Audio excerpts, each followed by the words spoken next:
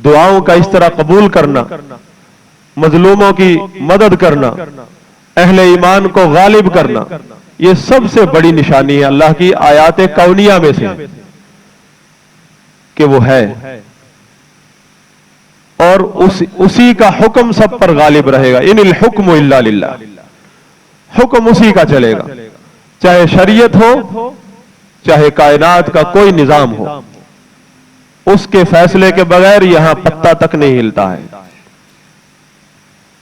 اگر کوئی شخص اس کی نافرمانی کرنے میں کامیاب ہو جاتا ہے، وہ کامیاب نہیں ہوتا، اللہ تعالیٰ نے اس کو ڈھیل دی ہے، ورنہ اللہ کی مرضی کے بغیر کسی کی جرأت ہے کہ کوئی پر بھی مارے؟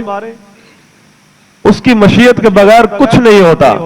وَمَا تَشَاءُونَ إِلَّا أَن يَشَاءَ اللَّهُ، تم جو کچھ بھی کرتے ہو نہیں کر سکتے، تم جو کچھ بھی چاہتے ہو نہیں چاہ سکتے مگر وہ جو کچھ بھی چاہے۔ اس کی مشیت، اس کا فیصلہ، اس کا اذن جب تک شامل حال نہیں ہوتا کچھ نہیں ہوتا۔ نہ نیک لوگ نیک مقصد میں کامیاب ہوتے ہیں اور نہ برے لوگ اپنے برے مقصد میں کامیاب ہوتے ہیں۔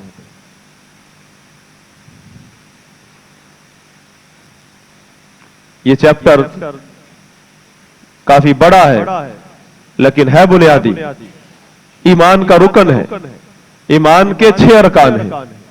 ابھی تو صرف اللہ کی ذات کے اوپر بات ہو رہی ہے کہ اللہ کی ذات پر ایمان لانا، ایمان اللہ پر ایمان لانا، خالی ایمان باللہ اس کے 6 ارکان ہیں کہ اللہ پر ایمان لانا، اس کی کتابوں پر ایمان لانا، اس کے رسولوں پر ایمان لانا، فرشتوں پر ایمان لانا، یوم آخرت پر ایمان لانا اور تقدیر پر ایمان لانا۔ تقدیر کیا ہے؟ لوگوں نے اپنے اپنے اندازے سے تقدیر کے بارے میں نظریہ بنا لیا۔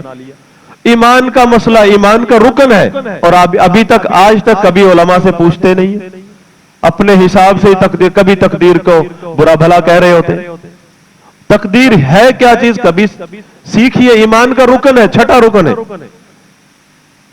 پھر جا کے آپ کا ایمان بنے گا جس کی بنیاد پر جنت ہے اور جس کی بنیاد پر آپ کا غلبہ ہے۔ انت وانتم الاعلون ان کنتم مؤمنین، تم ہی غالب ہوگے اگر تم مومن ہو۔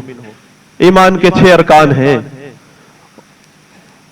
اور خالی جو پہلا رکن ہے ایمان باللہ، اس میں سب سے بنیادی 4 باتیں ہیں کہ اللہ کے وجود پر ایمان لانا، جس کا آج کئی گرے ہوئے لوگ انکار کر رہے ہیں۔ اللہ کی ذات کے وجود کا ایمان لانا، اس پر ایمان لانا کہ اللہ کی ذات ہے، یہ تو ایک بنیادی چیز ہے۔ پھر اللہ کی ربوبیت پر ایمان لانا کہ جو کچھ بھی وہ کرتا ہے اور جس نبی سے بھی چاہے، جس فرشتے سے بھی چاہے کلام کرے، جب چاہے کلام کرے، جو چاہے وہ کرے، اس میں وہ اکیلا ہے، توحید ربوبیت ہے۔ افراد اللہ بافعالہ، وہ اپنے افعال میں اکیلا ہے، اور ہمارا یہ ایمان ہے۔ اگر آپ اس پر ایمان رکھتے ہیں، یہ آپ کی توحید ربوبیت ہے کہ اللہ تعالیٰ کے افعال میں، اس کے ارادے میں، اس کی مشیت میں آپ کسی کو شریک نہیں بناتے۔ اللہ تعالیٰ کا فرمان ہے الا لہ الخلق والامر، سن لو کہ وہی پیدا کرتا ہے اور وہی تدبیر کرتا ہے، اس میں اس کا کوئی شریک نہیں ہے۔ جب ہم اللہ کو اپنا رب مانتے ہیں، اس میں بنیادی چیز 3 بنیادی چیزیں ہیں۔ اللہ کو خالق ماننا، ہر چیز کا خالق پیدا کرنے والا وہ ہے، ہر چیز کا مالک وہ ہے، دوسری چیز۔ تیسری چیز یہ کہ کائنات میں ہر چیز کی تدبیر وہ کرتا ہے، اور جس کو ہم کائنات کہتے ہیں یہ اس کی مخلوقات میں سے ایک مخلوق ہے۔ یہ فلاسفہ کا عقیدہ کہ ایک یہی مخلوق ہے، بس اس کے علاوہ کوئی مخلوق نہیں۔ ہم کہتے ہیں الحمدللہ رب العالمین، وہ عالمین کا پالنے والا، عالمین کا رب ہے۔ یہ ایک عالم ہے جس میں ہم رہتے ہیں، یہ کل پیدا ہوا تھا اور پرسوں ختم ہو جائے گا،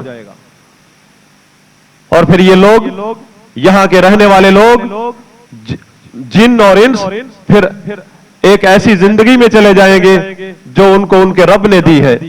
یا جنت کی یا جہنم کی، اور وہاں کا جو وہاں اللہ تعالیٰ کی نعمتیں ہیں یا وہ جہنم کے جو عذاب ہیں، نعوذ باللہ من النار،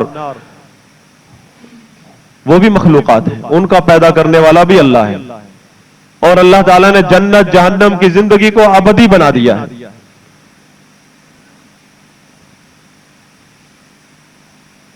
وہ کئی جہانوں کا مالک ہے، ہر جہان، ہر مخلوق کی تدبیر وہ کرتا ہے۔ یہ اللہ کو رب ماننے کا بنیادی اصول ہے۔ اقول ما تسمعون واستغفر الله لي ولكم ولسائر المسلمين فاستغفروه انه هو الغفور الرحيم۔